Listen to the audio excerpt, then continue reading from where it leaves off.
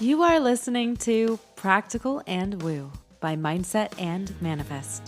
My name is Eden, and I invite you to embark on a journey with me to explore the practical and spiritual edges of the unknown for the purpose of allowing you to embody and empower yourself uniquely as you are and to intentionally create and live a life of freedom and fulfillment.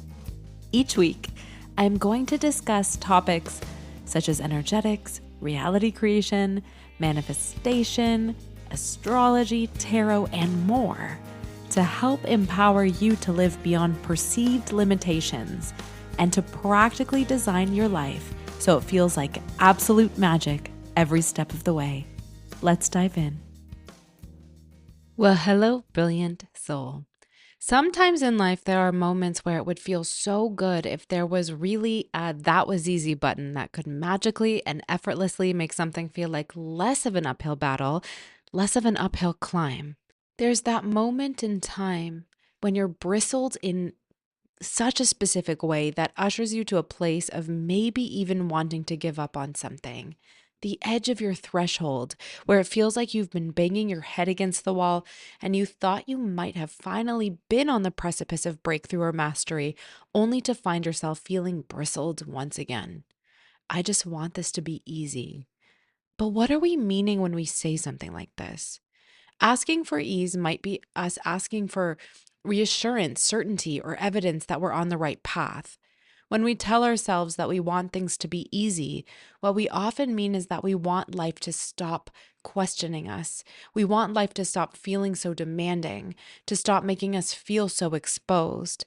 And there's this undercurrent of a desire, perhaps even a self-doubt laced belief that if something were truly meant for us, it would feel easy. So then it must not be if it's suddenly feeling hard. If the relationship is right, it should be easy. If the business is aligned, it should be easy. If the opportunity is correct, it should be easy. If the manifestation is truly arriving, it should be easy. In this perspective landscape, ease becomes synonymous with evidence, proof, and a measurement system that we use to determine whether or not we're headed in the right direction. But when we peel back the layers on the accomplishments and experiences that are most meaningful, we can come to discover that there was a process of molding and becoming that at times felt far from easy. If your future requires a larger, more expanded, or learned version of yourself, then the process of becoming that person will inevitably feel unfamiliar. And that unfamiliarity can feel difficult and prickly at times, like growing pains. But difficulty isn't automatically a sign of misalignment. And it doesn't mean that we need to quit while we're quote unquote ahead. If we persevere, we likely will break through, and it will feel that much more juicy, fulfilling, and pleasure filled once we do. I sometimes wonder how many people have walked away from beautiful possibilities simply because they interpreted the sensation of their expansion as evidence that something was wrong or not working.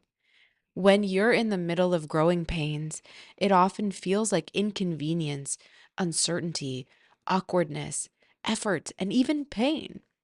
Like learning a new language, it takes time to feel fluent and polished, and then one day you wake up and realize that you're proficient in something that you used to struggle with. This particular example touches so close to my heart because I struggled with reading and writing a lot in grade school. In grade 4, I was the only one in my class who was at the very first level of this tiered, colored system of learning. And I remember so vividly that the color assigned to my level was brown. We received these card stocks that had your color on them, and I was the only brown card amongst a sea of purple and orange level readers. Flash forward to today, it's been reflected to me a number of times how eloquent and English proficient I am. I don't know when that shift happened, and I like to joke it's after I kissed the Blarney Stone. But I do know that I'm grateful to have gone from my starting point to my present. I think that this is one of the reasons so many of us struggle to enjoy the process of learning and becoming because we're looking at the concept of our expansion through a frame of reference that's not serving us. The entire point of learning and becoming is to adapt and develop the skills that are in between the stages of our growth. When we encounter resistance and struggle, we can become stronger versions of ourselves amongst it. I want to invite us to no longer see adaptation as evidence of inadequacy. And instead, I want us to learn to see that the cultivation of our capacity is something that, even in the grittiest of times, is propelling us towards the version of ourselves we are aspiring to become in the lives that we're dreaming to have.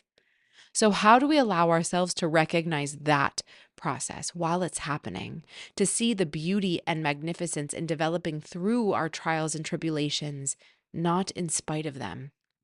The people who appear most fulfilled are not necessarily the people experiencing the least challenge or discomfort.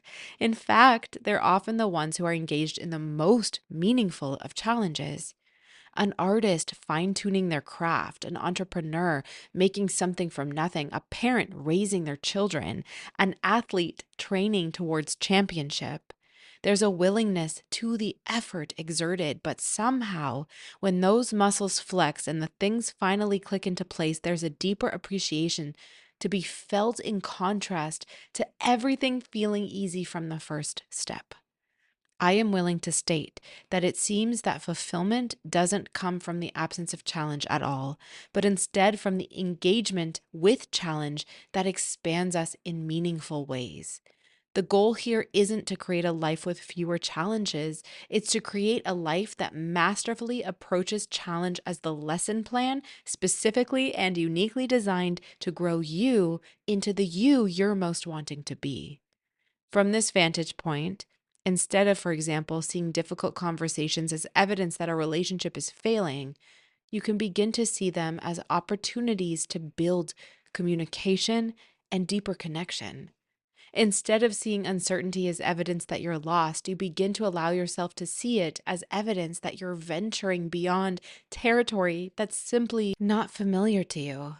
Instead of seeing mistakes as evidence of your inadequacy, you begin to see them as evidence that you're actually a participant in your life and its making. Children rarely ask for easy. I want to invite you to think about this and watch children carefully if the opportunity arises. Children are constantly seeking adventure, exploration, discovery. They want to climb and build and to experiment. They strive to figure things out for themselves and learn new skills and test boundaries. They want to seek to know what's possible. A child climbing a structure doesn't tend to think about whether or not they can make it easier on themselves. They simply wonder if they can get to the top. The challenge itself becomes the part of the attraction, and the expansion of the process becomes part of the reward. Somewhere along the way, so many of us stop seeking adventure and turn our attention towards certainty instead. I'm not quite sure where this pivot takes place in us. Perhaps it happens after we experience disappointment, heartbreak, embarrassment. Whatever the reason, somehow we begin replacing our inborn curiosity and natural sense of adventure with a desire to control everything. We start negotiating with life and tell ourselves that we will move forward so long as we can be guaranteed success. We state that we'll take the risk as long as there's no chance of failure. And unfortunately, life rarely accepts these terms. If you think about the most meaningful periods of your life, they were probably not the most certain, and also probably not the most predictable. The most meaningful periods of life often contain tremendous uncertainty. To learn the curves and edges of a new relationship, or a new city, a new career, or even a personal reinvention. These kinds of experiences are often rich with unknowns, and yet they also contain some of the deepest feelings of aliveness we will ever have the chance to experience. The more I allow myself to observe life, the more I suspect that fulfillment is often found at the edge of our capacity, the place where we're stretched but not shattered, the place where we're challenged but not crushed, the place where we're invited into the larger versions of ourselves, step by step. So, As much as we would love to press our magical "that was easy" button, what if the goal isn't to make life easier? Because if you eliminate every challenge, uncertainty, stretch, opportunity for growth, then what remains? A life that no longer asks anything of you. And that life offers very little back. The experiences we treasure most tend to involve our participation. The relationships that become meaningful are because you learned how to allow yourself to love more deeply. The business ventures that become most meaningful are because you learn how to create more courageously. Fulfillment isn't typically hiding in the destination, but in the process of reaching towards it. Perhaps the objective has never been to be someone who avoids challenge, but to become someone who learns how to enjoy expansion, someone who can feel discomfort and flex their muscles within the strengthening, someone who can encounter their life and realize that everything can be packaged as a teachable moment. And the truth is, the very same experience can feel radically different depending on the meaning in which we attach to it. A workout can feel like punishment or it can feel empowering. A difficult conversation can feel like conflict or intimacy.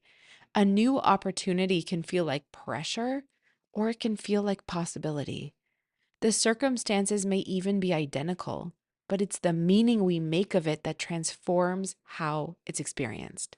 And perhaps that's what ease actually is, not the absence of effort or challenge or the lack of growth, but maybe ease is the absence of our resistance to our own becoming. Perhaps ease is what emerges when we stop demanding certainty before taking action. Perhaps ease is what emerges when we stop viewing life's invitations as burdens and start viewing them as opportunities to discover who we can become amongst them. Because when you begin relating to your experience in this way, you stop asking life to become smaller. You stop asking your dreams to require less. You stop asking your future to accommodate your current limitations. And you instead allow yourself to develop into a version of yourself that you can continually and perpetually celebrate and feel fulfilled by. The mountain remains the mountain. The climb remains the climb. The effort remains the effort. But suddenly you're no longer measuring the experience by how comfortable it feels or by how easy it is. You are instead measuring it by who it's helping you to become. And that changes everything. Until next time.